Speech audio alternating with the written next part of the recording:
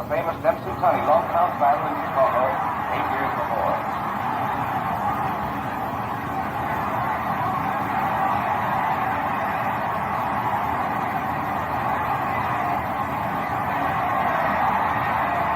Everyone's stunned by the fury of Lewis's attack.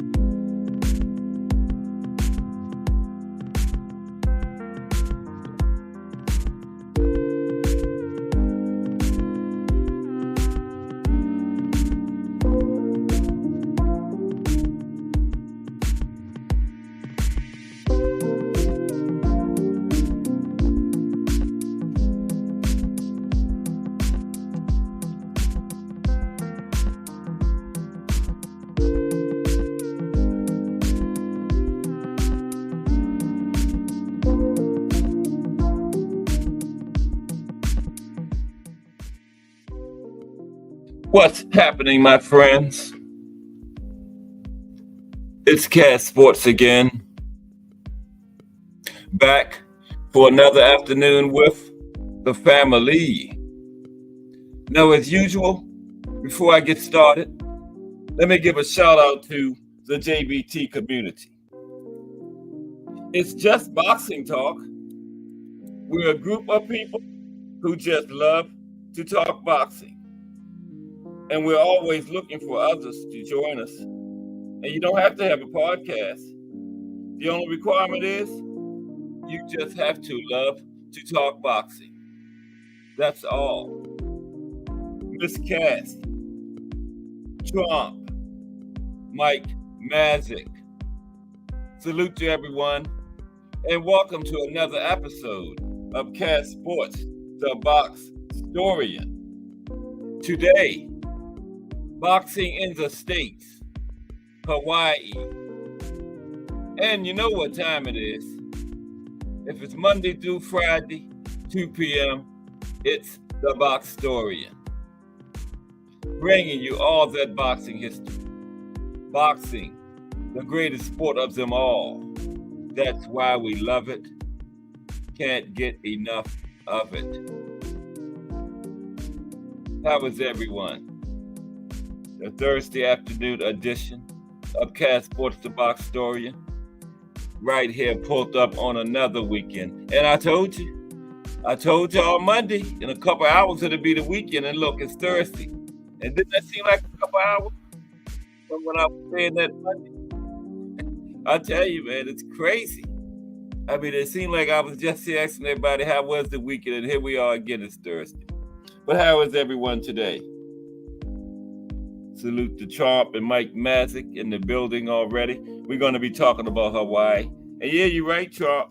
Hawaii is not boxing is not exactly what you think of when you think of Hawaii. But yeah, got a pretty good little, we're going to have a pretty good little talk about Hawaii today and boxing. And how was everyone, though? Thursday afternoon, pulled up on another weekend, and we got boxing again. Of course, we got the Christian and Billy and Sergey Derevyanchenko card this weekend. Mark Madab on it. Oslenbeck Mark versus Guido Vianello. Abdullah Mason on the card. Jahai Tucker. So it's boxing, you know. Then I didn't find one for next weekend. The next one I found was September 3rd. That's the Master. We're going to look at the full schedule in a couple of minutes while we're waiting on 2:30, what they got for us. But the Monster back in there Tuesday, September 3rd. Not next Tuesday, but it'll be the one after next Tuesday. I'll tell you who he's fighting in a minute. I forgot who it was. But everybody enjoyed that show yesterday, the longest reigning champions in East Division. I still haven't found... I was going to try to find it and bring it to you today. Junior welterweight, junior lightweight, and super flyweight. Those three divisions I didn't find. I still haven't found the longest reigning champions in those divisions, man. But I'm going to find them. As soon as I find them, I'll let you know. Yeah.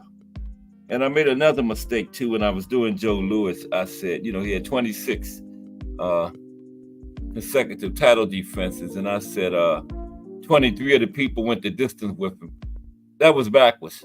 23 didn't make it the distance. Only 3 went the distance with him in that span. So I had that kind of backwards. I found, listening to that on the playback, just said it wrong. 26 straight title defenses for Joe Louis. Only 3 people went the distance. 23 didn't make it. And of those 23 that didn't make it, he got 15 of them out of there in the first 5 rounds. And of those first 15 in the first 5 rounds, 6 of them was in the first round. And, they were fighting 6, 7, 8 times a year at that time, man. So that makes that all the more amazing. The era that he did it in, man, So, yeah. But that was I enjoyed that show yesterday. And getting some nice views on it. People seem to like when I do the Punch of the Week shows on Mondays, and they like the profiles on Friday. But that's doing pretty good so far, too. That show. So yeah, I hope you enjoyed it. That was brought to you by Al Booger, by the way. That was it was Wednesday. Came out of the chat. It was Al Booger. Yeah, not Al Booger, Remo. It was Remo. Al Booger gave you some great ones too, but it was Remo. Mike Mazik gave some good profiles done on Wednesdays. Thomas Hill, yeah. But yeah, Wednesday always come out of the chat. And then, of course, tomorrow, the profile is going to be the life and career of Teofilo Stevenson this week. He had a 20-year career, but it was all in the amateurs. But, Cuba didn't allow their fighters to turn professional at that time. Do they now? I'm not sure. Do you still have to defect? And Teofilo Stevenson wasn't willing to defect because he really loved Cuba. He loved his country and his people. So he would have had to defect to turn professional, and he wasn't willing to do it. And one of the big promoters, I don't know if it was the Bob Father or Don King, they were the big premier promoters from that era. I don't know if it was one of them or somebody else, but somebody had offered the Cuban government a lot of money so Teofilo could fight Ali and Castro and them. I think they had agreed to it, but then the United States government stepped in and stopped it because They didn't want all that money going to Cuba, so that's how that worked out. So we never got it, but a good dream fight. But Teofilo is one of 3 people to win, only 3 people to win Olympic gold medals in boxing, along with Laszlo Papaconagri. I don't think they went professional either. They stayed in the amateurs forever. And another Cuban, Felix Savard. But we're going to talk about it tomorrow. I'll be that gave you the entire profile today.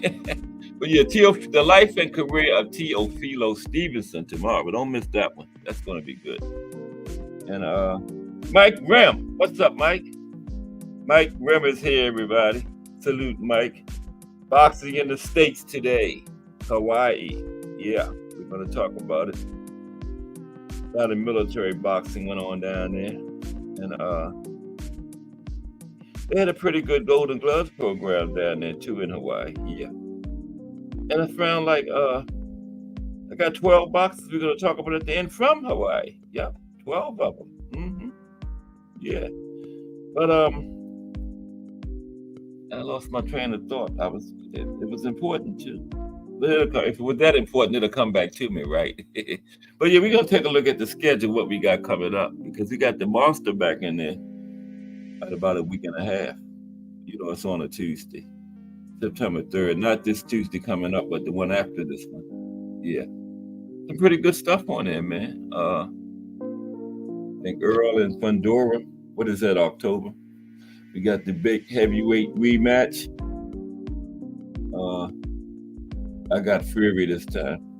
I think they're setting up the trilogy. They're going to milk that for every penny they can get out of it, That'd be big. Heavyweight trilogy, but it's not for Undisputed anymore because the IBF stripped Usyk, remember? And I think him and Daniel Du Bois and Anthony Joshua is fighting for that September, October, one of those dates. Let's take a look at the schedule real quick while we wait for 2:30. What we got coming up. Of course, tomorrow is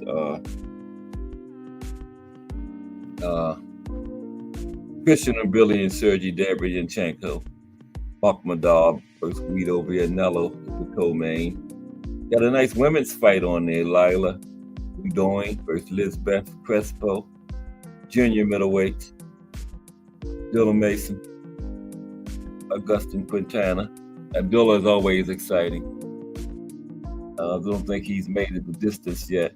And once he gets you in trouble, that's it. But it's 8 rounders now. Jahai Tucker also on the card. Another good young fighter. From Top Right. See a lot of good young fighters when it's a Top Right card. And the Monster, Tuesday, September 3rd. He's going up against TJ Doheny. That's for Monsters Undisputed Junior Featherweight. Of course, it's in Tokyo, Another title fight on the card, too. Yoshiki Takai versus Daigo Higa. A lot of Japanese fighters. But the old guy's back in there on that card next Tuesday. Barroso travels to Japan, taking on Andy Hirayaka. 12 rounds junior middleweights. Yeah, Barroso, all those champions at junior middleweight ducking him. So he got to go all the way over to Japan to get a fight, man. All those guys ducking the old guy, man. Damn near 60 years old and they still ducking. Damn shame. Then on September 7th, the following Saturday, night, another women's title fight. Lonnie Daniels versus Bola Tito Olawole. For Daniels IBF light heavyweight title. That's from New Zealand. That's where Daniels is from, New Zealand. And September 14th, we got Canelo and Berlanga. Nobody wants to see that. Canelo and Berlanga. Yeah. Thomas Hill, hashtag JBT in the building. What's up, T Hill? How you feeling? I'm going to give you a call later on, T Hill, when I get out of here, okay? Yeah, we missed the other day. I tell you, me and T Hill kept calling each other, and whoever made the call, the other one would be busy. I hit you right back. We did that like 4 times. And then I fell asleep, and I looked on my phone like 1 o'clock. T Hill had called back. I had fell asleep. But I'm going to call you after this, T Hill, I promise. We're going to get it. We're going to talk. I hope you're feeling better, bro. But Thomas Hill is in the building. Now, on that Canelo Berlanga card, Erislandy Lara and Danny Garcia is finally fighting. But they've been talking about that fight for like 2 or 3 years. They are finally on that card. Danny Garcia and Erislandy Lara on the Canelo Berlanga card. I'll probably watch it. No, I'm not buying that. Is that pay-per-view? That's Prime. No, I'm not getting that. Canelo and Berlanga is worse than Canelo and Triple G3. But that's going to be interesting. Danny Garcia and Erislandy Lara. Yeah. They've been trying to make that fight for a while. Well, the undercard is pretty good. Caleb Plant on it. Caleb Plant and Trevor Mukumbi. Yeah. Mukumbi ain't bad. That's for the vacant WBA interim super middleweight title. I don't think he's going to beat Caleb, but that's a good fight. Rolly back in action. Rolly back in action for the first time since he lost his belt to Pitbull. Against Manuel Hines. Spells his last name the same way Jaime Munguia spells his first name. But Rolly on the card, okay. Not bad. Not a bad undercard. There is Jaime Munguia. September 20th, Glendale, California. Jaime Munguia back in action for his first fight since his first loss to Canelo. He's fighting Eric Bazinian. That's in Glendale, Arizona. Then that's on a Friday. I think it's on a Friday. Back in London on the 21st, the next day, Daniel Dubois and Anthony Joshua. For Usyk's IBF heavyweight title, they stripped him. Yeah, Usyk's not undisputed anymore. But they can't take it from him. He had it, right? So, yeah, Daniel Dubois and Anthony Joshua is fighting for that in London, September 21st. Anthony Cacase, Josh Warrington. A lot of fighters from that part of the world on that card, yeah. Then on September 27th from New York, pretty good women's fight. Sandy Ryan and Michaela Mayer for Ryan's WBO welterweight title. That should be a pretty good scrap. Xander Zayas on the card. Okay, Daniel's still stepping up. Stepped up in his last fight. Now he's going up against Damian Sosa. 10 rounds. Chushu on the card. Chushu going 10 rounds against Suleiman Sigawa. Chushu needs to step it up a little bit more than that, though. September 27th from Atlanta, GA. Alicia Baumgardner, Daphne Pursoon. That should be pretty good for Baumgardner's WBC junior lightweight title. Daphne Pursoon, the veteran, she's a good fighter. That should be a good fight there. Alicia Baumgardner and Daphne Pursoon. That's in Atlanta, GA. September 27th. Just looking at the schedule as we're waiting for 2:30. Then back in England, another women's fight. Rhiannon Dixon versus Terry Harper for Dixon's WBO lightweight title. I tell you, the women want to smoke. Their fights are always for titles, unified, undisputed. Then the big one. Cross your fingers that nothing doesn't happen again. October 12th, the day of the JBT join for the Apple 10th generation iPad. Dmitry Bivol, Artur Beterbiev. Riyadh season. Okay? So cross your fingers for that one. Manchester, England.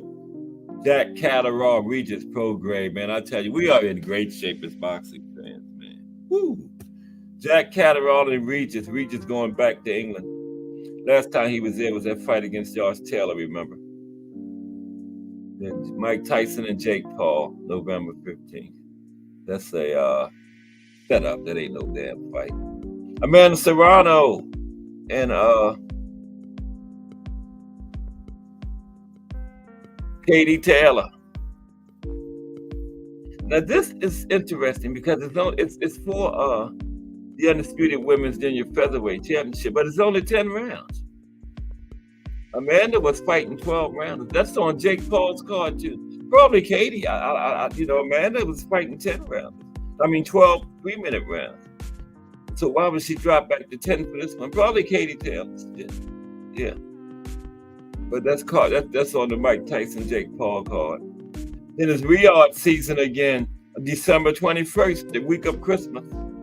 You know what that is? The rematch, Odesanya Usyk, Tyson Fury. I got Fury this time. They setting up the trilogy.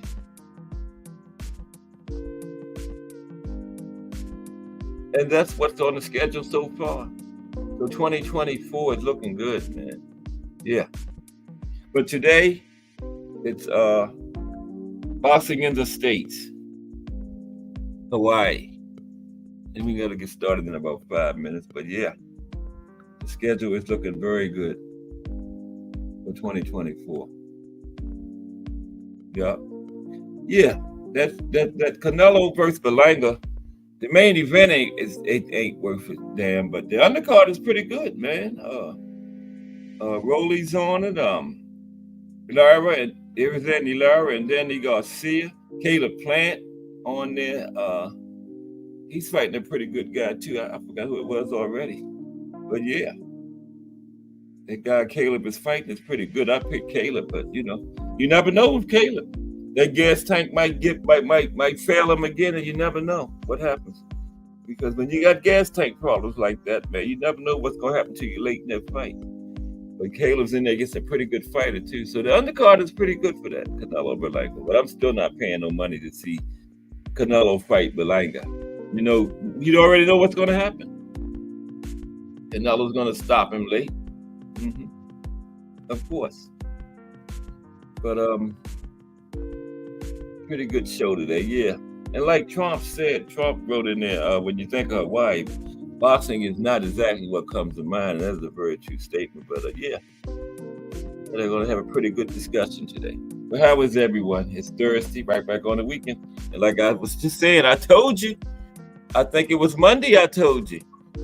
It would be the weekend in a couple hours, and it's here. My weekend starts on Thursday. And it's here, man. And it seemed like a couple hours went past. But yeah, we're back at another one. Everybody got a big one planned. And don't forget to get your ticket for the raffle this time. I'm gonna put the super chat in there. I mean not super chat, the Cash App for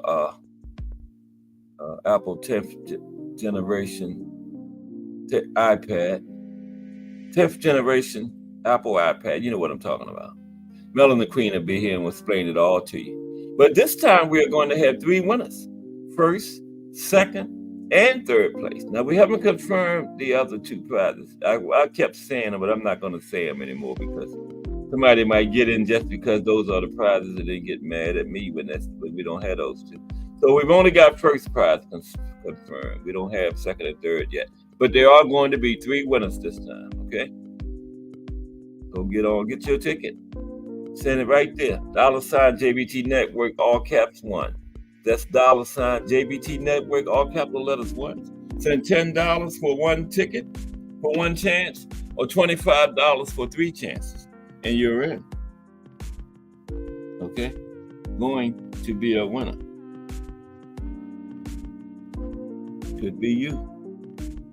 He won the last one, and he's watching his 55-inch color TV every day up there in New York. Yep. Enjoying it too. He sent us a picture when he got it. Yep.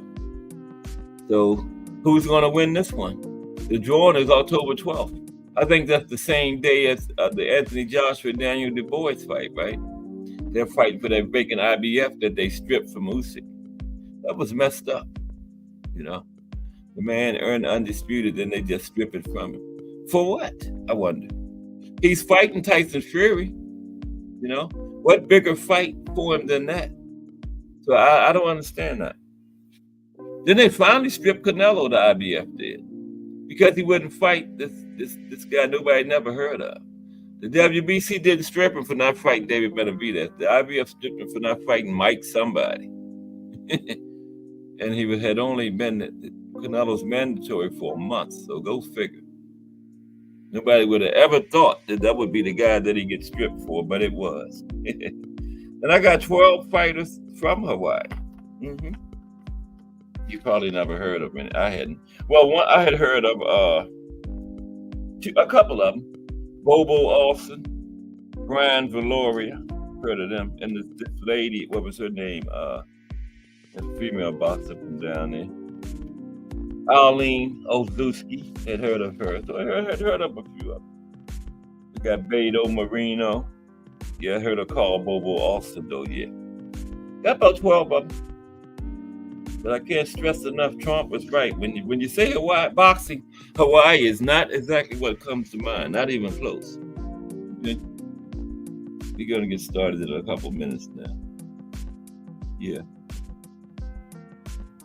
And yeah, boxing in Hawaii. Next week is Idaho.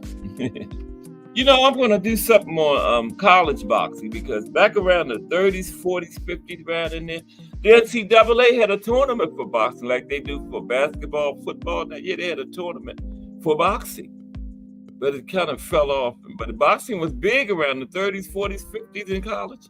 Yes, it was. So we're going to have a talk about that maybe next week, yeah. But Idaho is the state next week. And, you know, just like Hawaii, when you think about boxing, Idaho is not exactly what comes to mind. But we're doing every state, boxing in the state, so Idaho is next.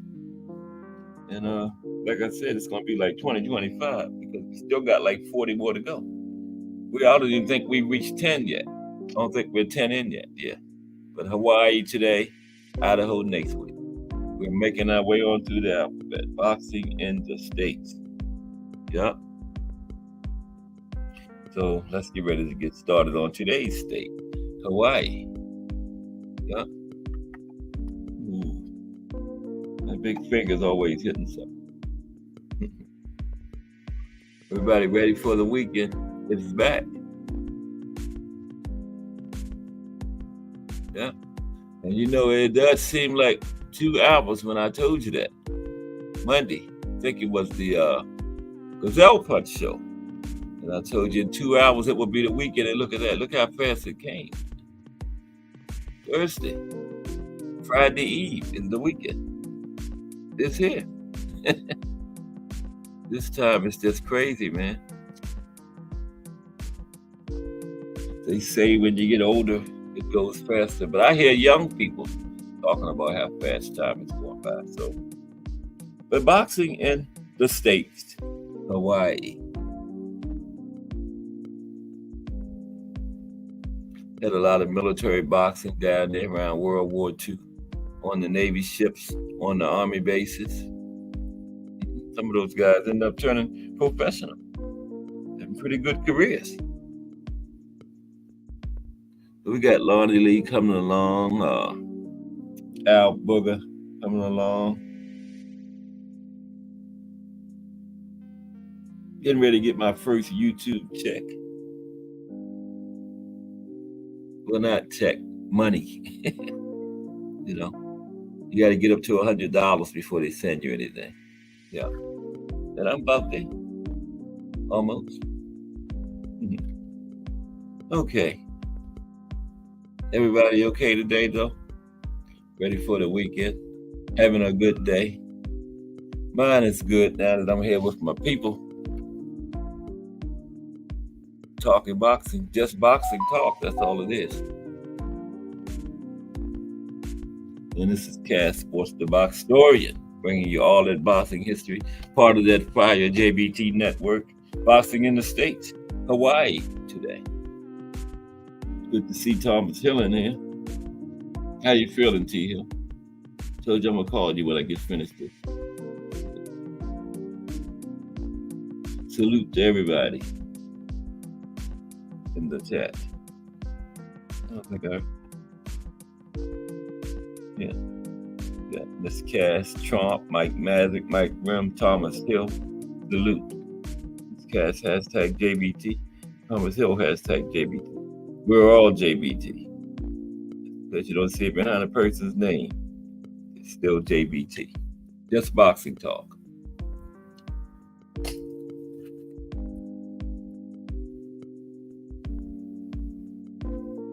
Don't forget $ JBT Network, all caps 1 to get in the raffle. Coach Thomas Morris he got 3 chances, a $25 3-chance plan. Okay, Coach ain't playing. And like I said, 3 chances to win. Don't know the other 2 prizes yet, but it's going to be worth it for $10. They're going to be way more than $10, that's for sure. Get your ticket today during the show. But let's go. Boxing in the States, Hawaii. Now, boxing has been part of Hawaiian history since ancient times, with ancient Morolelo records mentioning contests called Moko Moko, which is Hawaiian for boxing. In 1956, a Honolulu record article noted that professional boxing in Honolulu was almost dead, which some attributed to the military economy. And more recently, the Punahou School had a boxing club that lasted 1 year and occupied the steps of the health center and the boys' locker room. Now, the boxing ring from the club is now missing, but the club and its ring are still celebrated in the school's history. Okay. Now let's look at this Moko Moko, which stands for boxing. It's Hawaiian for boxing. Okay. Let's take a look at that first. We're gonna get on down deep into the history. Okay. Now, ancient Hawaiian Moko Moko, or boxing, right?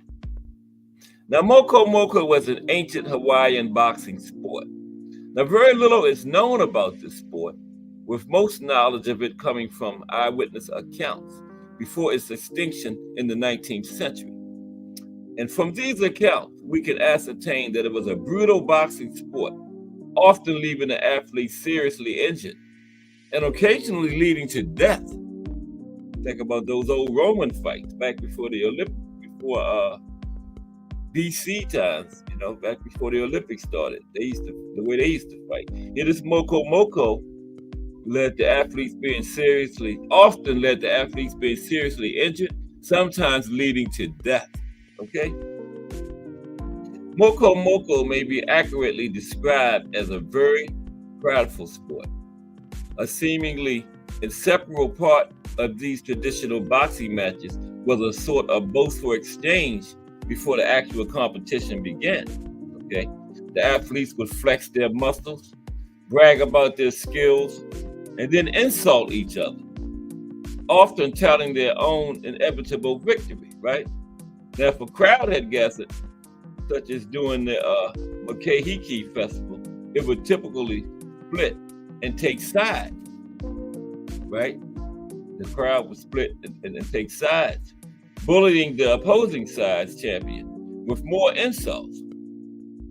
Now, even more in line with this prideful theme, the athletes reportedly never dodged an attack during the match. Rather, they would deliberately receive each of their opponent's blows, returning their own in between. Kind of like Virgil and Boachuk last weekend, right? Now, let's look at the history of this. As Hawaii had no written language prior to European contact in the 18th century, there is no recorded history of the sport of Moko Moko throughout this period. As such, it is unknown at what point in time this boxing sport began to develop. Now, since the Hawaiian Islands are thought to have been settled from the 4th century AD, the sport could theoretically date to a similar period, though this is just speculation, okay? Now, before Captain James Cook, 1728-1779, and his crew witnessed Moko Moko after the discovery of Hawaii in 1778, the sport dates back to that period at the latest. It would not be unreasonable to assume that its practice stretches back at least a few centuries before that, following along a similar theoretical timeline with ancient surfing and lava sledding. Now, with increasing missionary influence in the late 18th and early 19th centuries, traditional Hawaiian sports and games such as these started to decline in popularity. As traditional Hawaiian culture continued to unravel, these sports were driven to near extinction by the mid-19th century. Now, while some of them underwent a resurgence in the late 19th and early 20th centuries, surfing as an example, Moko Moko fell out of practice completely. Okay. Now this is how does the sport go? Okay.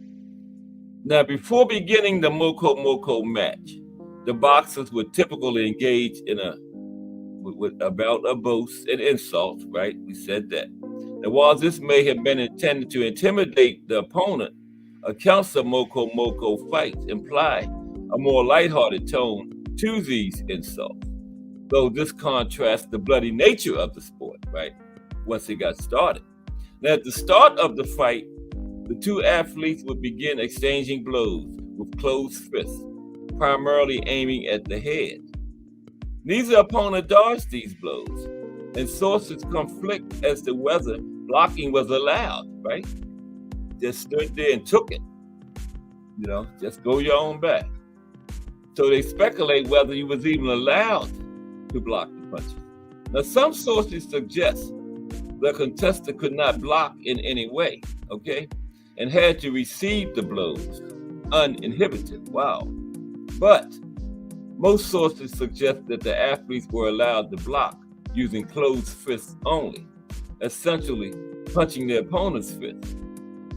This is further reinforced by accounts specifically noting that Moko Moko boxers would repeatedly punch each other's fists, resulting in frequent broken arms. Now, the fight continued like this until one of the athletes was no longer able to continue. There is no indication that either fighter could submit to end the fight. Rather, they would continue until one was maimed, unconscious, or dead. So they saying you wasn't allowed to give up. Once it started, you had to either maim your opponent, knock him out, or kill him. You couldn't say I quit. You couldn't call uncle. Once it started, that was it. You had to go knock your opponent out, maim him, or kill him. A few accounts indicate that the winning fighter would remain in the ring. Usually it was just a simple clearing in the middle of spectators. But the winner would stay in the ring to fight the next challenger. Now that may not have always been the case, but that's what they're saying. Once you won your first fight, the next person would step in and you would fight them. Lonnie Lee in the building. What's up, Lonnie Lee? Good afternoon, my brother. We are talking about boxing in Hawaii today. Just talked about a form of boxing, Moko Moko, where most times the fighter would be seriously injured. Sometimes the loser of the fight would be the one that was dead. And like I was saying, once the fight began, it wasn't no throwing the towel or nothing like that. You had to continue until you maimed your opponent, knocked him out or killed him, or until your opponent did one of those three things to you. So wow, a rough sport, man. But salute Lonnie Lee. Now let's get into a little more history of Hawaii, okay? And I got about 12 fighters from Hawaii today. Like Bobo Olson fought around he fought in the 50s, middleweight.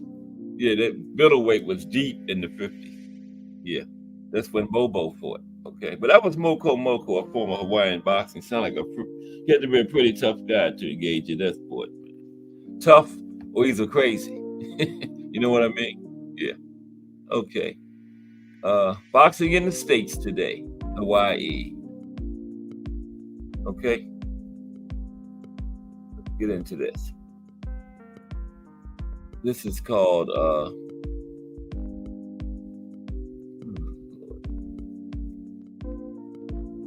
let me see the title. Western Boxing in Hawaii, the bootleg era. Okay? Let's get into it. Everybody okay this Thursday afternoon? Pulled up on another weekend. Told y'all Monday it'd be here in a couple hours. And it's here. Okay.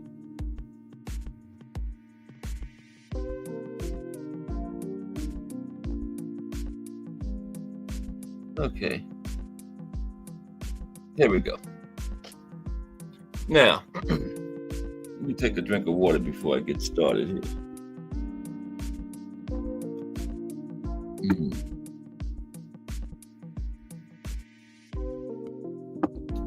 Okay, because of the confluence of social and political factors, the history of Western boxing in Hawaii has three separate eras.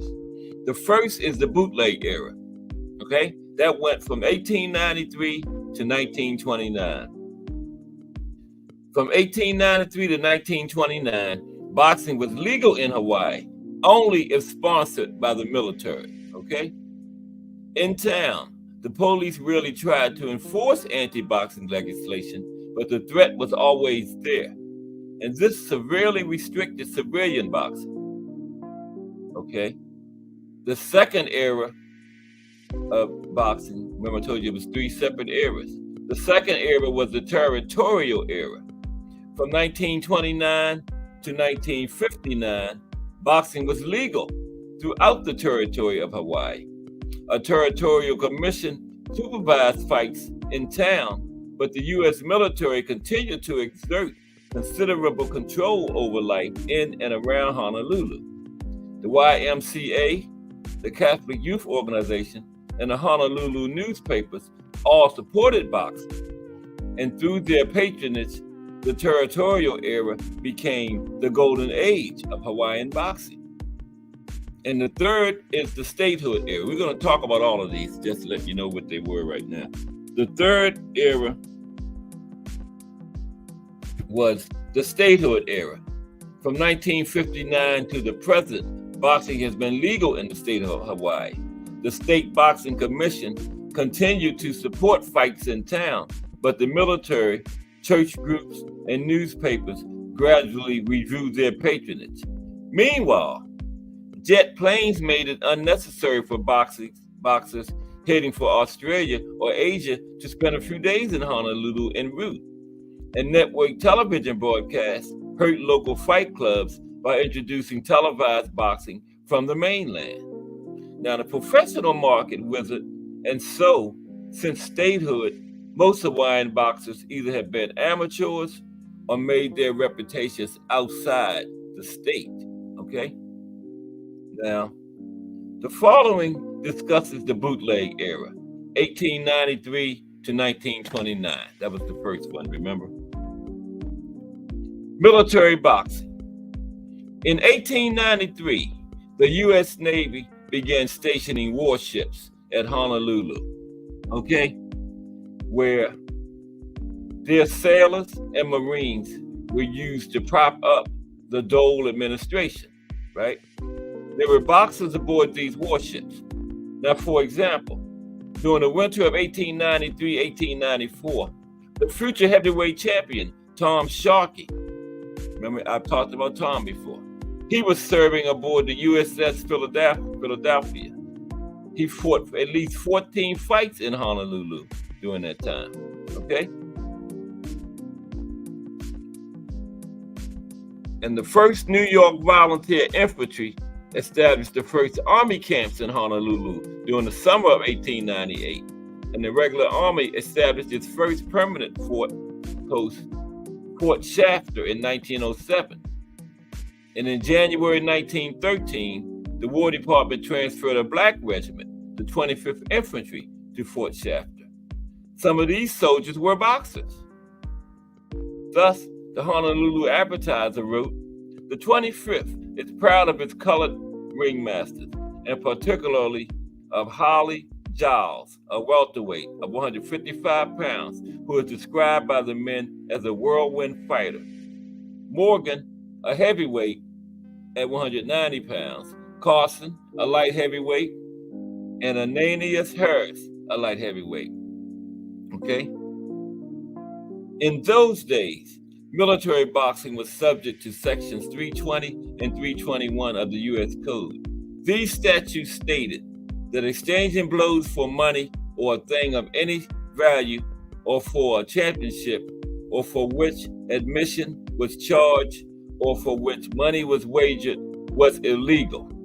In 1915, the Army circumvented these laws by ruling that soldiers could box in garrison if there were no admission charges. No challenges from the ring, no decisions announced at the end of fights, and no obvious gambling. And the first smoker following this decision took place at Schofield Barracks on October 9th, 1915, and subsequently, boxing exhibitions were common on holidays such as Thanksgiving, New Year's, and the 4th of July. Now, early boxing promoters at Schofield Barracks included Major Edmund Butts, whose publications included books and magazine articles touting the benefits of boxing as a pastime for soldiers, and the regimental chaplain. During the early 1920s, local promoters included Tommy Marlowe and Lieutenant Barnard of the 5th U.S. Cavalry and Sergeant John Stone of the Ordnance Department. At Fort DeRussy, promoters included Sergeant Anthony Biddle of the 17th U.S. Cavalry. Boxers assigned to Army units in Hawaii during the late 1910s included the 25th Infantry's Henry Polk, Rufus Williams, and Private Settles, called themselves a Kentucky Chap, and the Signal Corps Joseph Pardomick, went by Joe Potts. According to the Advertiser, November 26, 1915, the Schofield Ring was set up on the Cavalry Parade and an abundance of chairs at ringside. An amphitheater of bleachers and seats on the adjoining troop quarters gave better accommodations than did the seating arrangement of any hall on post. Unfortunately, the Schofield bleachers provided no protection from the afternoon rains, and without electric lights to illuminate the twilight, the audience had a hard time seeing the last rounds of the main event. Now, anybody come in? During the 1910s, Pearl Harbor became a major U.S. naval base, and in 1928, Sub-Base Pearl Harbor's Sharkey Theater became the first covered boxing arena in Hawaii. From 1918 to 1924, civilians often attended Pearl Harbor fights, but this ended in 1924 when Rear Admiral John McDonnell decided to close Pearl Harbor boxing matches to civilians and soldiers. Why did you do that, Admiral? The reason was that Admiral McDonnell felt that it was ungentlemanly for the audience to boo and make disparaging remarks about contestants and referees. Oh, come on, that's ridiculous, isn't it? Now, once Pearl Harbor closed to civilians, the Hawaiian National Guard began patronizing boxing. Guard boxing coaches included Jim Ho'eo and Bill Hui, both of whom had boxed professionally in Hawaii during the early 1900s. Now, boxers trained by these men included Patsy Yakuta, Hiram Napo, and Gus Sproat. The Honolulu Armory was the usual venue for these fights, okay? And Hawaii's most acclaimed military boxer of the bootleg era was probably Sergeant Daniel R. Samuel Baker. Baker began his amateur career at Schofield Barracks in 1922. At the time, he was 20 years old and serving in the 21st Infantry. Baker was the Hawaiian military welterweight champion in 1923 and 1924. And he was a runner-up in the selection for the U.S. Olympic team in May 1924. Now, following the Olympic trials, Baker transferred to Mitchell Field on Long Island. So he transferred out. Okay? Baker obtained his discharge in September 1924, and by 1928, he was ranked the 5th best welterweight in the world. That's why I was talking about some of these military guys turned professional and had pretty good careers. Now, civilian boxing in Hawaii. There's Bill again.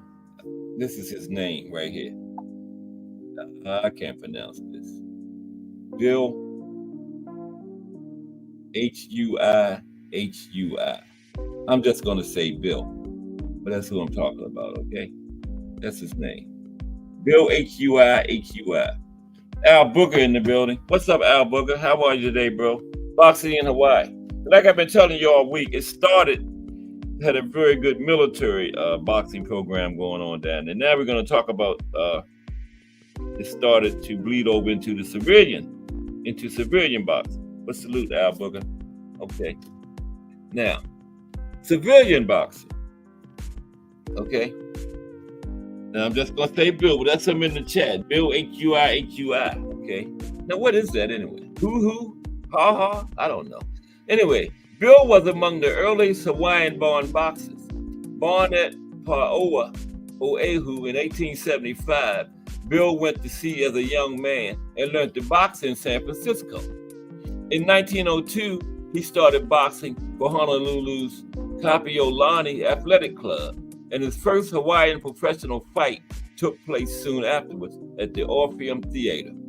This was a 4-round semi-main event, and the opponent was Jack Latham. Subsequent opponents included Nelson Tavares, Jack Weedy, Dick Sullivan, Kid DeLisle, and Tim Murphy. Okay? Bill retired from the ring around 1909, but continued coaching boxers until at least 1924. Now, because he worked as a policeman, Bill's local trainers may have included the Honolulu Police Department boxing instructor, R.A. Wood, a Scot who settled in Honolulu in the early 1900s. Okay? Now, another early Hawaiian-born boxer was Nelson Tavares. His nickname was the Punch Bowl Demon. Okay? Now, Tavares claimed the territorial lightweight championship from 1905 until 1908, and his opponents included the middleweight Cyclone, the middleweight Cyclone, well, that's his name, Cyclone Kelly, Dick Sullivan, Tim Murphy, and Mike Patton, and the lightweights, Charlie Raleigh, Frankie Smith, Frank Rafferty, and Joe Leahy. After retiring from the ring, Tavares became a garage owner on Bishop Street. Okay? Now, during the 1910s, a few Hawaiian-born boxers began establishing reputations on the mainland. For example, in October 1912, the advertiser mentioned that Manuel Batlin Vieira of Hilo was boxing in San Francisco.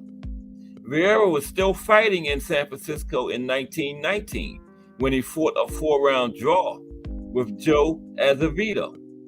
Originally from Honolulu himself, Azevedo began boxing in Oakland around January 1913, at which time he was 17 years old. Azevedo's wins included at least 2 victories over Tommy McFarland and another over former lightweight champion, Ad Wolgast. Ad was a big name back then, yeah. And Azevedo had a win over him, Ad Wolgast. After a ring injury caused him to go blind in one eye, Azevedo settled in Sacramento, where he died of a heart attack on February 19, 1934. Now, vaudeville exhibitions. Now, until the 1910s, many Honolulu boxing matches took place inside vaudeville theaters. To circumvent laws prohibiting prize fighting, these fights were called exhibitions.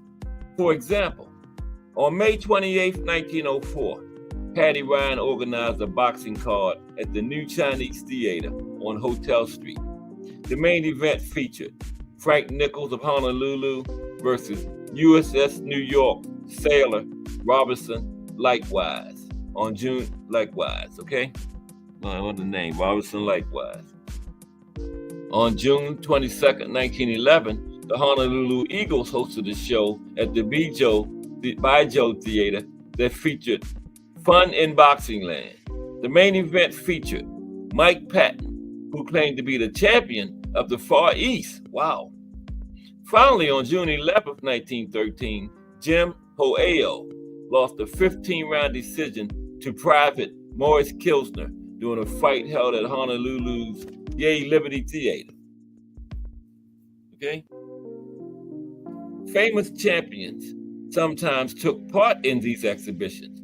For example, during July 1894, John L. Sullivan, know y'all heard me talk about him. In July 1984, John L. Sullivan was on a trip to Australia, and while in Honolulu, he gave an exhibition at the Opera House. His opponent was a sparring partner named Fritz Simmons, not Bob Fitzsimmons, but similarly, during November 1907, the visiting heavyweight champion, Jimmy Britt, gave a demonstration to the sport-loving people of Honolulu. The advertiser noted that Jimmy Britt's exhibition was of such character that women might not be able to safely attend. You know, in those days, society discouraged women from attending fights, but some went anyway, and they usually watched from backstage. They didn't come out into the audience, okay, the women. Now, another way, anybody come in the chat? Pay attention, Cass, okay? Now, another way that vaudeville managers circumvented the law that was by advertising the boxing as part of a novelty act. For example, in December 1915, the Welsh welterweight Fred Dyer, who advertised himself as the singing boxer, appeared at the Popular Theater in Honolulu. Dyer was en route to California from Australia, where his opponents included Fritz Holland and Les Darcy. The vaudeville promoters generally arranged these fights without asking the consent of either boxer. Instead, they simply told the men that they had a fight lined up. Then the fighters either showed up or they didn't. So yeah, you know, boxing was illegal, so that's how they got around it. They called them vaudeville shows, and they had them at the theaters, right?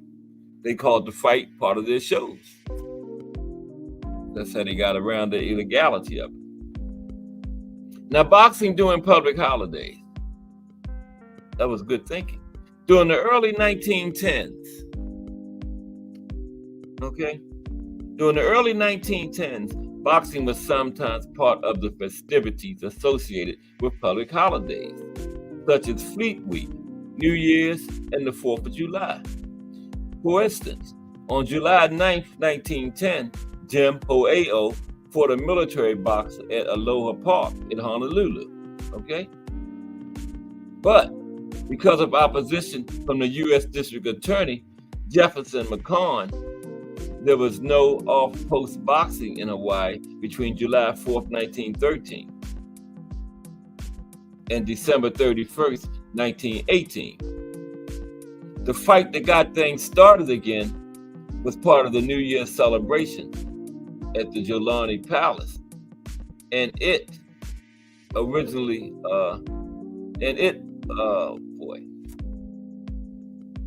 and it was against a Filipino, Rafaelo Carpinterio, the Manila Demon.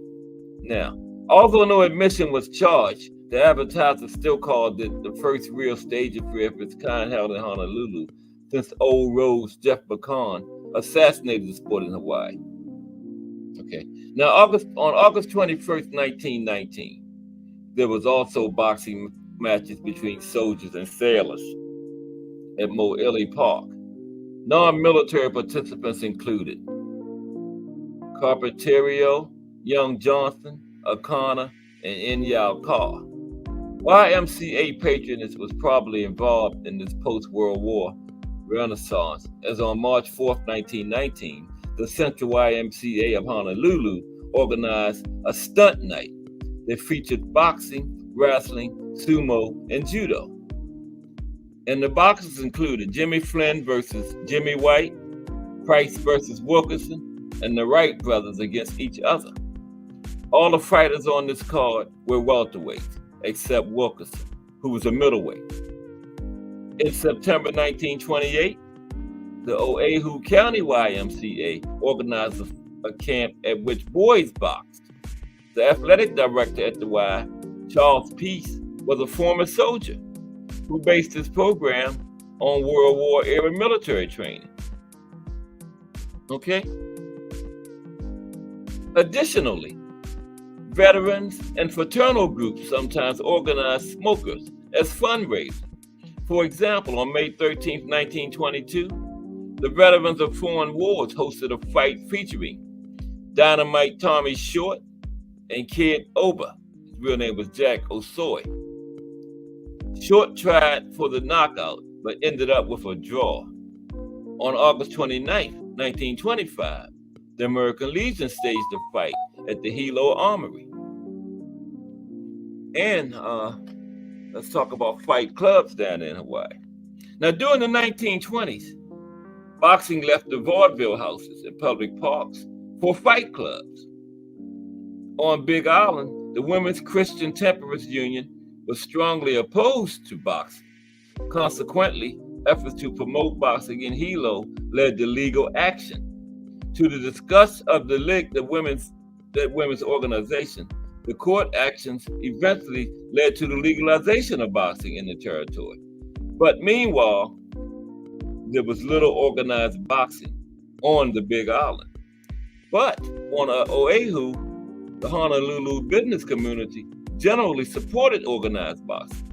For example, fans attending the fight between Battling Bolo, whose name was Elias Canteri, and Aoki Dawson at the Honolulu Armory on March 18, 1927, included the territorial governor, Wallace Farrington, and the Honolulu mayor, Charles Arnold. So some of the big-time leaders up the island are starting to get interested in boxing now. And according to the advertising, the official stance was that these fights were legal as long as admission was not charged at the gate and the fighters received payment in private. Because remember, they had those laws. As long as you didn't charge admission and the fighters were not paid, it was okay. A few other things. And the Hawaiian fight clubs of the 1920s were usually warehouses with a ring in one corner. And to avoid legal problems, police got in free. And boxing fans bought daily memberships rather than tickets, okay? Prices for daily memberships range from 50 cents in the gallery to $2 in stage seats. And these memberships had to be purchased in advance. Ethnicity played an important role in these fight clubs. For example, many Filipinos were inspired to become boxers by the victories of Pancho Villa, the first Filipino to become a world champion. Meanwhile, Kei Oki, a Honolulu businessman of Japanese descent, was inspired to provide financial support to Honolulu boxing clubs after seeing Japanese college students boxing at Tokyo's Hibiya Park during 1926. Okay? Now, for Filipinos living on Oahu, Honolulu's Rizal Athletic Club was an important fight club. Rizal held his first fight on July 8, 1922, and in the main event, Kid Parko defeated Aoki Dawson in 6 rounds.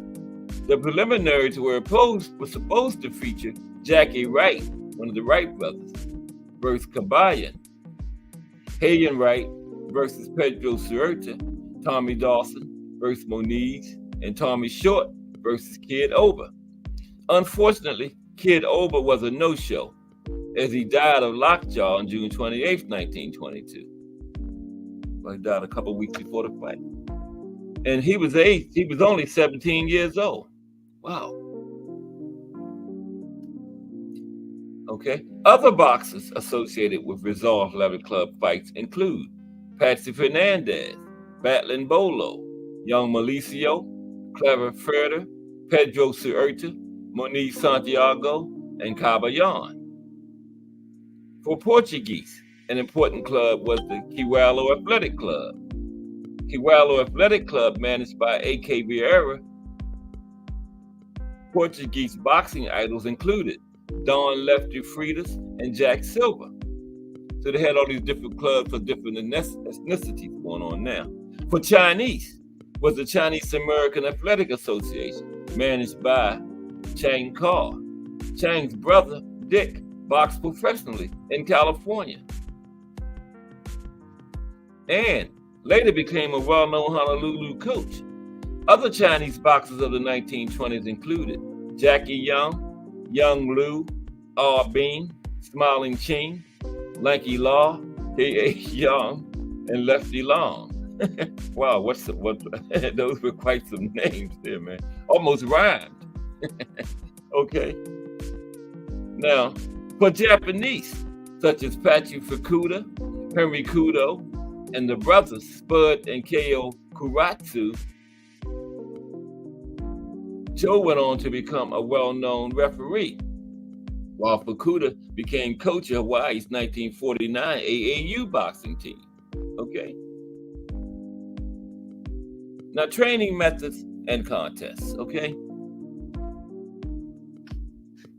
Regardless of ethnicity, bootleg boxers use similar methods during training. As a rule, they begin hard training about 3 weeks before a scheduled match. Wow, 3 weeks. A typical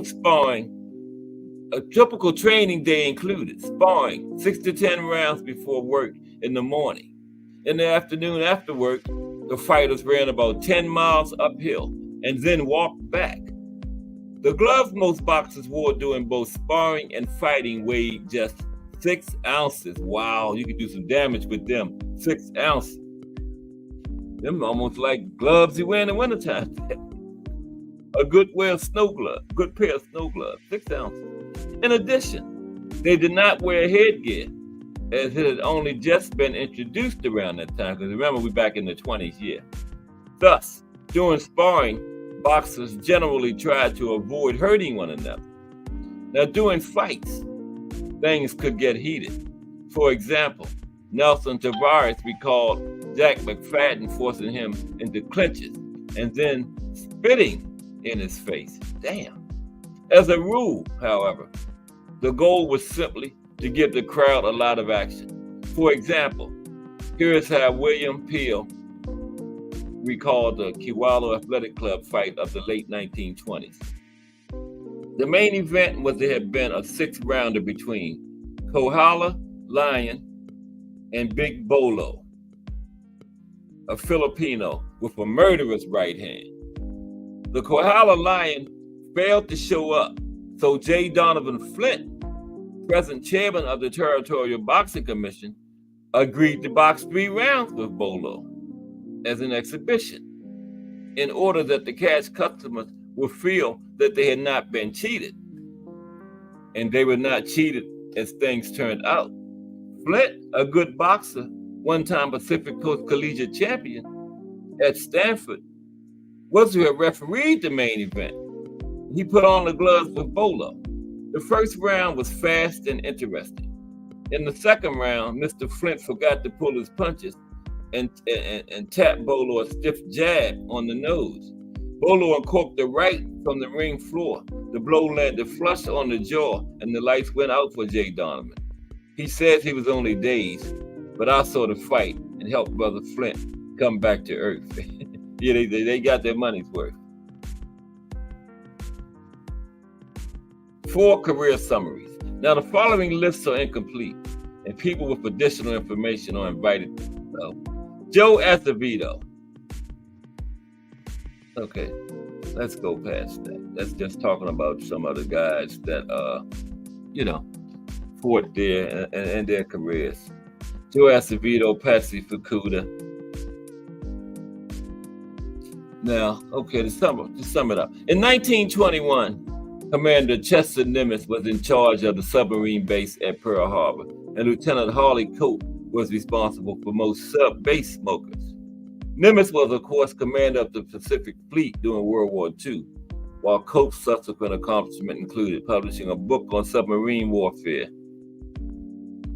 Let's get back to we'll get to boxing. On submarine warfare, writing the chapter on leadership that appeared in the 1951 edition of the Navy Officer's Manual, and retiring as a Rear Admiral. Following his separation from the service, Kilsner fought professionally under the name Jack Kelsey. And by 1916, he was fighting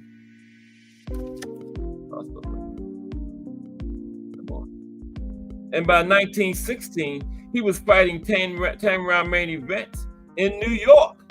Okay? So I thought that was a pretty good little history of boxing in Hawaii. And like I was telling you all week, it mainly started from the military, right? So now let's look at some of these fighters I got like 12 fighters from Hawaii. Then we're going to get some link time. Man, I haven't been paying attention. There's Melanin Queen 27 in the building. What's up, Melanin Queen 27? How are you today? Always good to see the Melanin Queen in the building. Okay? He's going to keep you abreast of what's happening in the JBT. Like that raffle for that Apple 10th generation iPad. And I'm glad you're here, Melanin Queen, because I would be saying it backwards. I'll be looking at the chat, keep looking, see if Melanin Queen here yet, because I was saying Apple 10th generation. But Melanin Queen will get it straight. And there it is. Apple 10th generation iPad. Winner will be announced October 12th. Good luck to all. Appreciate you, Melanin Queen 27. Okay. You're here to bail me out because I've been saying it backwards. Yeah. But there it is. $10 for one chance. $25 will get you 3 chances. Okay? Now let's talk about these boxers from Hawaii. I got 12 of them here. Bobo Austin. Heard of him, a few of them. The ladies boxer. Forgot a name for the moment, but I had heard of him. But, yeah. Okay, number 1. Okay. Number 1 is that where I'm at? Yeah. Takesha Fuji. There's Takesha Fuji. And where's my glass? There's my glass. Takesha Fuji. He's number 1. Okay. Miss Class, you still making them waffles? How about that? Okay, Takesha Fuji. I know you're listening. Now, Takesha Fuji is a former lineal WBA and WBC super lightweight champion, okay? From Honolulu, Hawaii. He finished his career. He had 38 total fights.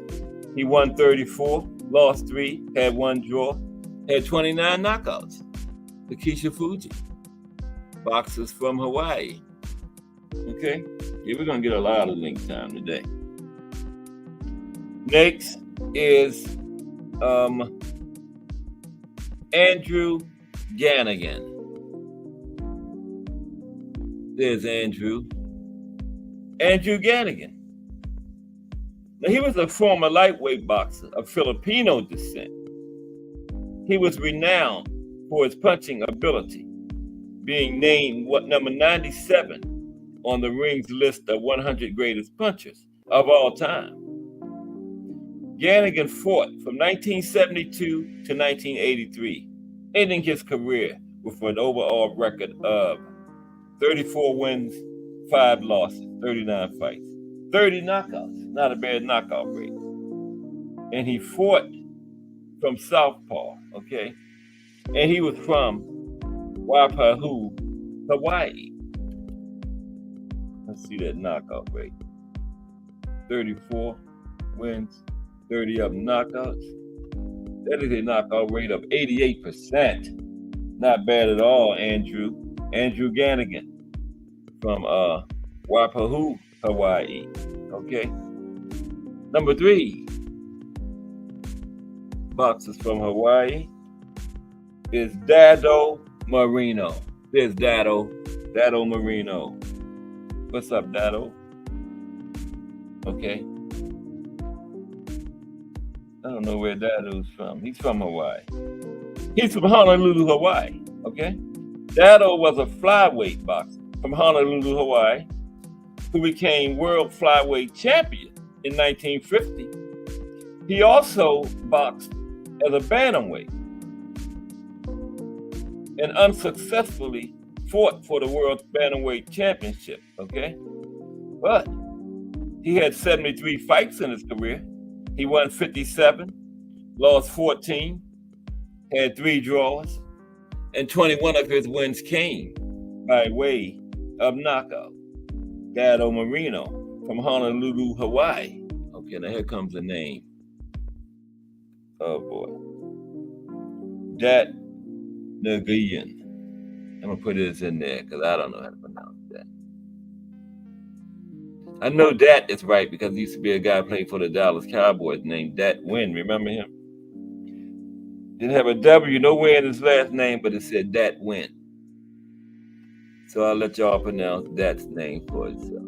There's Dat's name right there. That's what I'm talking about now. Dat Nguyen. Is that it? Nguyen? Give me a thumbs up if that's right. Dat Nguyen. I think I got it. Dat Nguyen. Thumbs up if it's right, thumbs up if it's wrong. But anyway, Dat Nguyen, born in Vietnam and lives and fights out of Hawaii, right? Is a boxer and bare knuckles fighter. He recently competed in the bare knuckles fighting championship and was the BKFC bantamweight champion. As a boxer, he's fought at featherweight and super featherweight, right? And his boxing record is 20 wins, 3 losses, 7 knockouts. Okay, that I think he's currently active. Check real quick. But yeah, Dat Nguyen.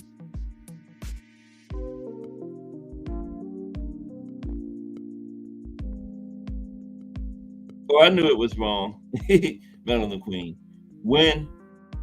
Dat Win. It might have been the guy's name that on the Cowboys. Is that him?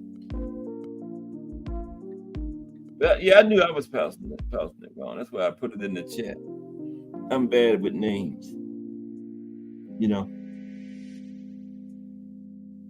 But yeah, boxers from Hawaii. I'm checking out something right quick. I think that is still an active fighter. But he also fought MMA too. Yeah, he was a bantamweight champion in MMA. Yeah, very talented, versatile guy, man. Let me see. That. No, he's 48 years old. He ain't fighting no more. Okay. So next, let's move on. Next is KJ Noons. Did I change it to that? Let me see. 2, 3, 4, 5. Yeah, that was that. That was that. That was that. This is KJ Noons here on the right. KJ Noons is next, okay? KJ Noons is from Kailua Kona, Hawaii. Now, I know all these are wrong, but I'm trying. Kailua Kona, Hawaii, okay? Next week is Idaho with Smith, Johnson, all them type of names. Brown, Now, KJ Noons is a retired mixed martial arts artist, as well as a former professional boxer and kickboxer. Okay, Noons competed for UFC, Strikeforce, Dream, and Elite XC. Those are all mixed martial arts competitions. Strikeforce, all those things. Dream, Elite XC. Yeah, he competed in all of those. He is the former Elite XC lightweight champion and runner-up for the Strikeforce title. Now, as a boxer, he only had 13 fights, right? 11-2, 9 draws. Whoa. No, yeah, 11-2 with 9 knockouts. Okay. And he is from, I told you that, Kailua Kona, Hawaii. And he fights out of San Diego, California. Fights and lives in San Diego, California right now. Now he got 11 fights, 9 knockouts, but that's not that many fights, so it's like 81. Yeah. Okay. KJ Noons. I believe he's still active. I think. I should have found this out last night when I was writing. Yeah, but he's also a boxer and a mixed martial artist. Yeah. KJ is. Tell you in a minute. 41, nah, he's retired. Okay, next is number 6. Bobo Olsen. He's one of the ones on this list I heard. A middleweight from back in the 50s. There's Bobo. Yeah. Let's talk about Bobo real quick. Okay. Real name is Carl Bobo Olsen is from Honolulu, Hawaii. And he's a former professional boxer who was the world middleweight champion between October 1953 and December 1955. That was the longest reign of any middleweight champion in the 1950s. Yeah, 2 years, because the 1950s was just loaded with middleweights. That was about their best era, man. Jake LaMotta, Gene Foreman, Sugar Ray Robinson, Marcel Cerdan, Carlos, the one that testified before Congress, just loaded down with middleweights, 1950s. Bobo Olsen. So 2 years was the longest that any of them ever had the belt, you know? Carlos Monzon wasn't back that far. Yeah, I'm thinking about the other Carlos. I don't know why I can't think of his name. Yeah, but the middleweights, the 50s was probably just the best time at all for middleweights, man. Yeah, and Carl Bobo also had the title for 2 years, and that's the longest any middleweight kept it. You know, any reign through 2 years. 2 years. Bear with me for a minute.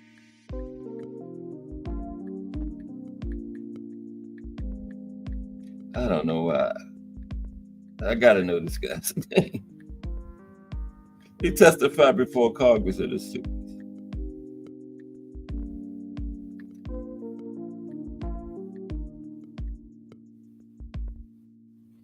Yeah, Monzon. Yeah, it was Carlos Monzon. Yeah. No, he fought in the 7th. It wasn't him. But it'll come to me. But let's move on. King Carlos Monzon, yeah. It wasn't him, though. Okay. After Bobo Olsen. Oh, was I finished with Bobo? No, I wasn't finished with Bobo, yeah. Yeah, between December 53 and December 1950.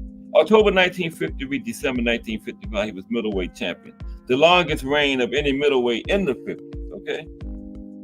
And his nickname, Bobo, came from his little sister's mispronunciation of the word brother. Okay?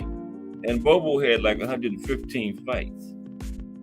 He won 97, lost 16, had 2 draws, 47 knockouts. Yeah, that's how they did it back then. You know, had 115 fights. And he was from Honolulu, Hawaii. Bobo Olsen. Next is Arlene Olszewski. There's Arlene. Yeah, I've heard of her too.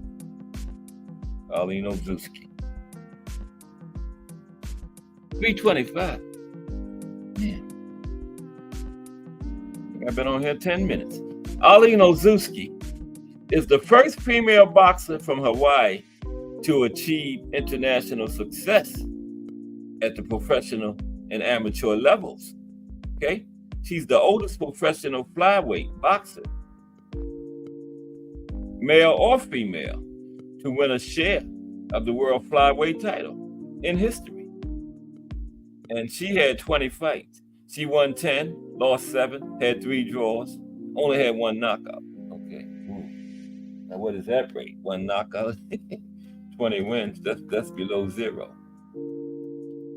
That's the knockout rate of 0.5%. I'm sorry, Arlene.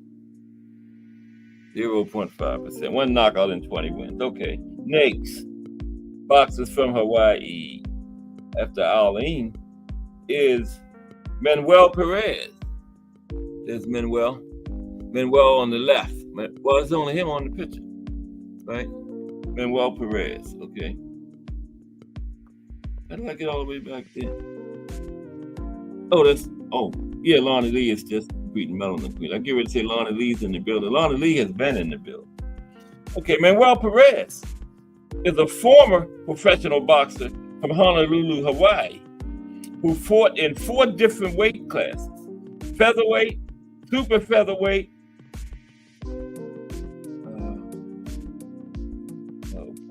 junior welterweight, and welterweight. Okay, he had 43 fights in his career. He won 29, lost 12, had 2 draws, had 7 knockouts. Okay, so I messed with Arlene. I'm going to mess with Manuel. He had a terrible knockout rate too. His knockout rate was 24%. Okay, that's it. I'm only going to do good knockout rates from now on. Next is Ray Perez. I'm going to drop the link around 3:32. Ray Perez is next. There's Ray. I don't know if he's related to Manuel. Ray Perez. Ray competed in professional boxing from 1958 to 1970, 12-year career. As an amateur, Ray competed in the men's flyweight event at the 1956 Summer Olympics. Okay, he was also the national AAU flyweight champion in 1959. Okay, Perez turned professional. That's 1958. 1958 because he turned professional in 58. Say that again. Okay. Ray was the national. He was also the national AAU flyweight champion in 1958, right? Turned professional in 1958 also. And during his 12 years career, he fought several fighters who became world champions, namely the Fighting Geraldo, Hiroki Abiharo, Walter McGowan, thank you, Walter, a name I can pronounce, Walter McGowan, and Lionel Rose.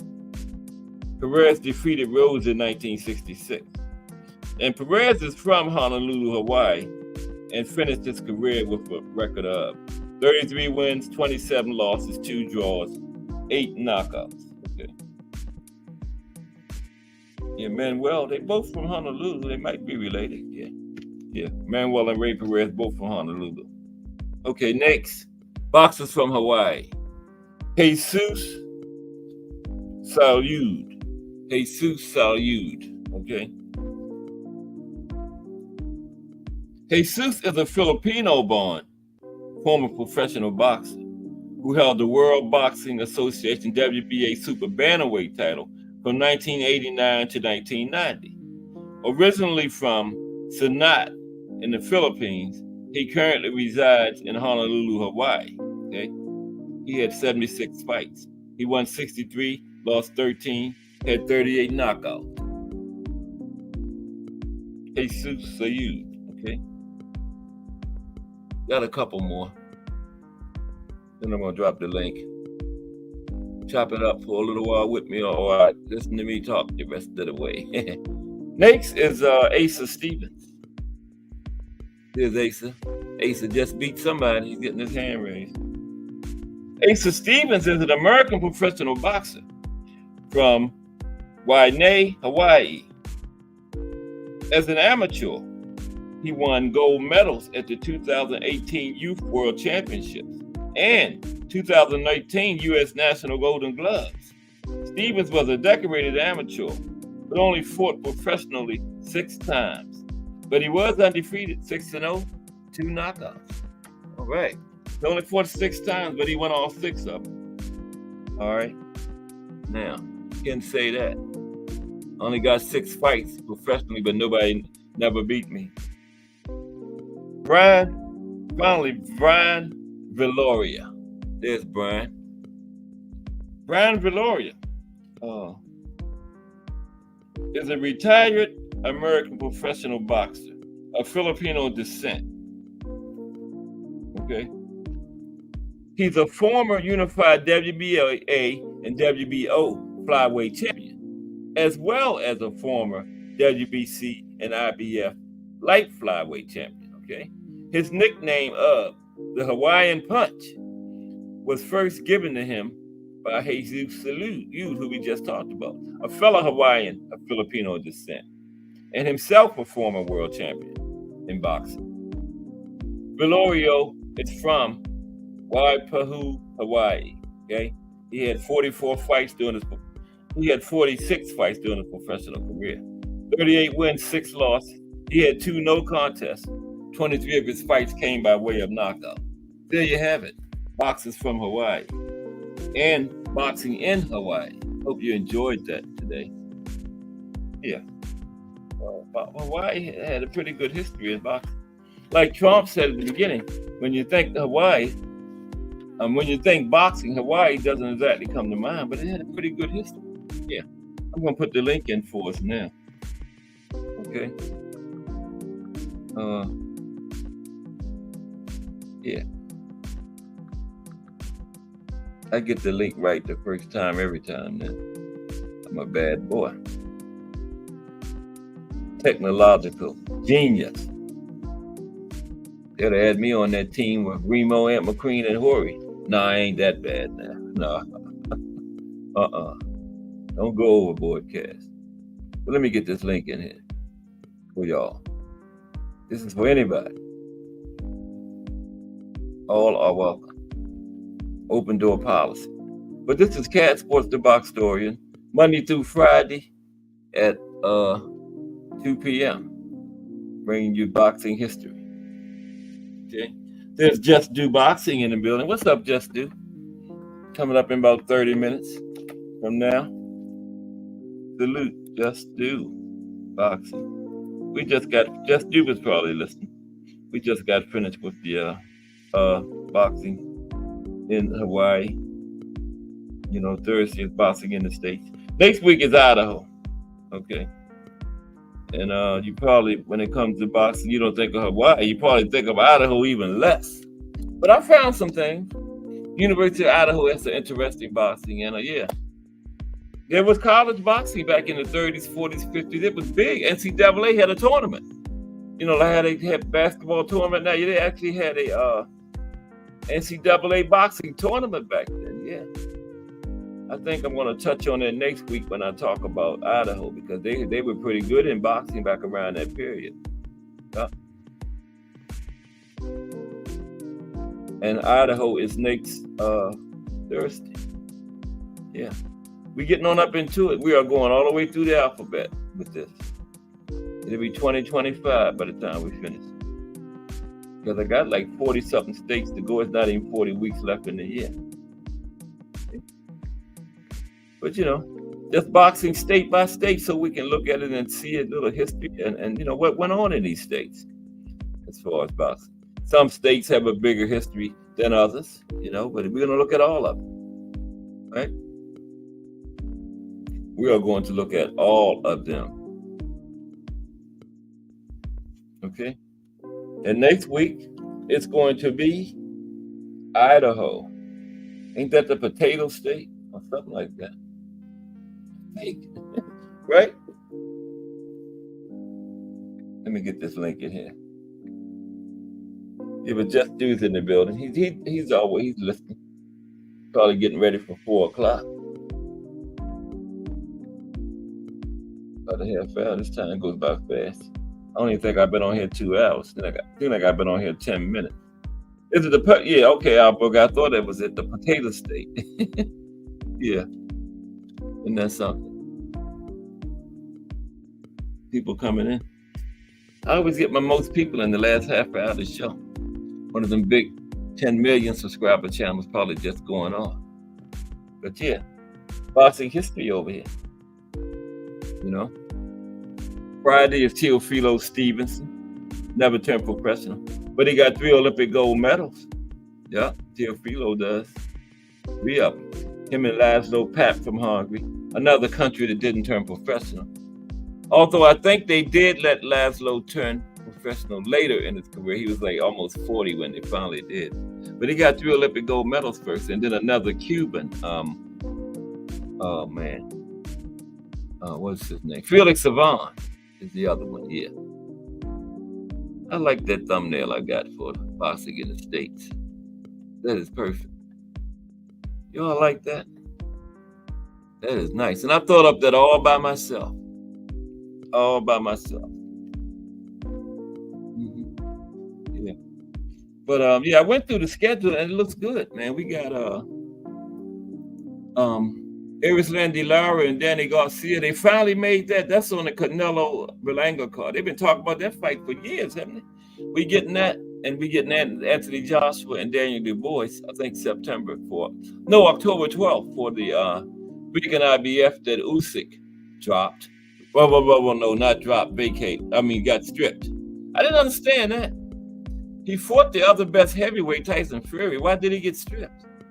Well, that was just crazy. I didn't understand that. He stripped Usyk. But yeah, I got Fury in the next one. Al Booker said he got Usyk again. I think they setting up the trilogy. You know, you can't trust boxing nowadays, man. It's follow the money. Follow the money. Where the money goes, that's where boxing goes. That's why Virgil got that win last weekend. Who's worth more money, Bud and Virgil or Bud and Bohachuk? Bud and Virgil, of course, right?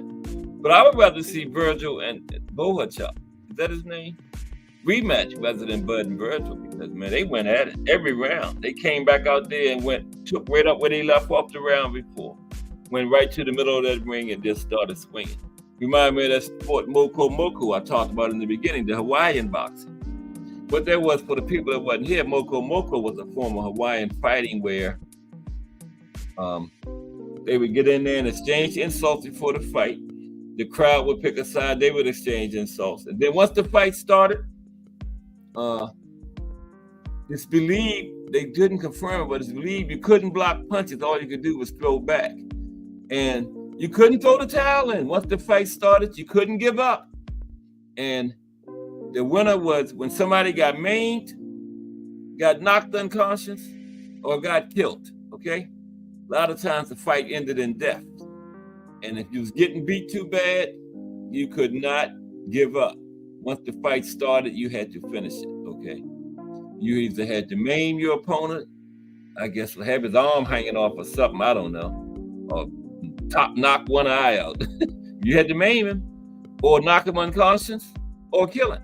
That was Moko, former Hawaiian fight.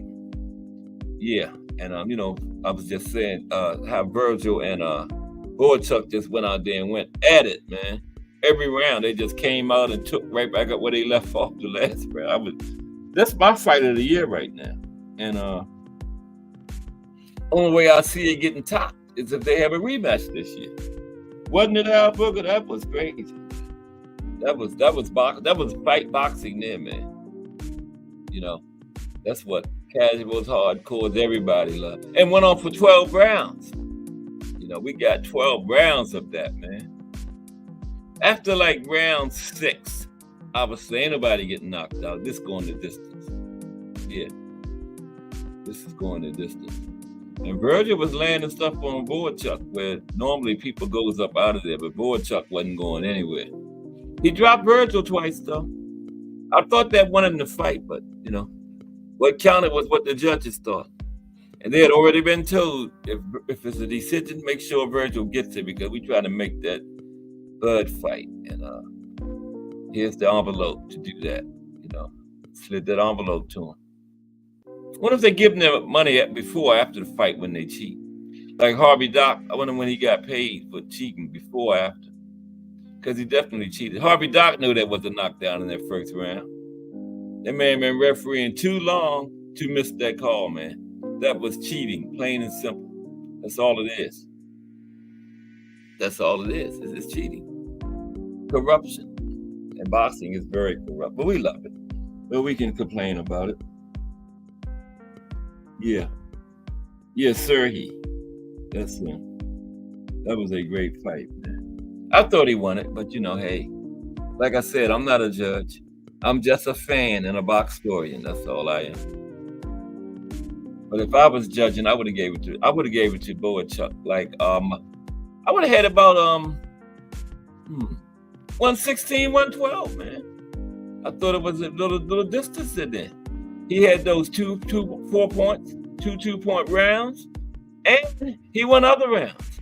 Some people I talk to act like the 2 rounds he got the knockdowns in were the only 2 rounds he won, but no, he came on strong late, man. Virgil was trying to steal rounds, if you notice, at the end. Virgil was trying to steal rounds like in the last 30 seconds. But Boychuk wasn't letting him steal them. Because Virgil would pick up like the last 25, 30 seconds, but about 20 seconds, Boychuk would pick up too. It was a very good fight, man. And they were already going strong the rest of the round. Yeah, that was great, man. I can't stop talking about it. It's been a whole week almost. But we got the Monster, DA Monster, back in there not next Tuesday, the one after that. TJ, is it Doheny? Is that how you pronounce his name? He's going up against the Monster. Guess who on the card? My main man on the card. My classmate. Yeah, we went to school at the same time. Barroso. Yeah, he in his 60s. Barroso on the card. Barroso got to go all the way to Japan to get a fight because these guys at 140 scared up, man. That's a damn shame on these young guys. He old enough to be some of these guys' grandfather, and they ducking him. That's crazy. Won the title eliminator. Guess who else on? Oh no, Rolly's on the Canelo card, I think. Yeah, Rolly's on the Canelo card. Barroso's on the card, Monster card, coming up about a week and a half. Yeah, but yeah, I can't get over that, man. Barroso won the title eliminator for what? They don't want him to win the title because they feel he's not a draw. Why the hell did you even put him in the title eliminator then? He shouldn't have been in that if you knew you wasn't going to get a title fight. He won the title eliminator. Pitbull gets the title fight, man. That's crazy. That's absolutely crazy, man. The way they doing Barroso. But he's still going strong. But they trying to wait him out, wait for him to get old. But they say that power is the last thing that goes. And Barroso is a perfect example of that. Ask that guy named Davis. He fought in that title eliminator. First round, Big Hat walked up to him and swung, and Davis was laying over by the ropes. It was like, it's over? And I was just getting ready to go in the kitchen. I'm glad I didn't. I would have missed it. So, you know, when Barroso is fighting, do all everything you got to do before it starts, man. And all those guys at 140 scared of the old guy, man. I don't blame them. If I had a belt at 140, I'd be scared of him too. But yeah, he's on, all jokes aside, he's on the card Tuesday after next, September 3rd on the Monster card, yep. I forgot who he's fighting, but he's on there. Yes, he is. There's T. Hill. Yep. What's up, T. Hill? Did I bring you up? Did I bring you up, T. Hill? Hello, I see you, but I can't hear you. Okay, T. Hill's getting together over there. I can't hear him, but he'll be with us in a moment. But what was we talking about, Barroso? Yeah, those guys are scared of Barroso. And we get to see him next Tuesday. Forgot who he was fighting. But Saturday, we got that killer. Abdul Mason on the card, man. It's a good card. Billy and Sergey Derevyanchenko, Mark Mondov on the card. Abdullah Mason, Jahai Tucker, top ranked card. You're gonna see a lot of good youngsters. Where you at, T. Hill? Well, he must have came up and then got busy or something. Yeah. But, you know, if it's a top-ranked card, you are going to see a lot of good young fighters. You know, that's a given.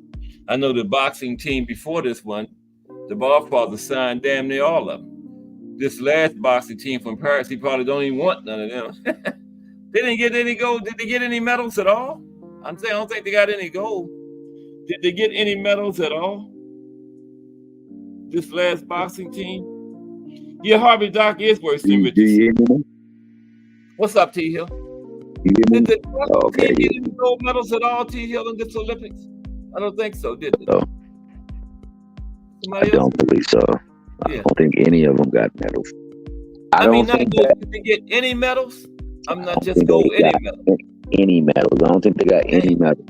I don't think that they want the U.S. to get medals on there. You know, there was a time when the U.S. was breaking up some of their I guess, dynasties that they had. Yeah. But now, we've got a history of being cheated out of fight after fight after fight. Always.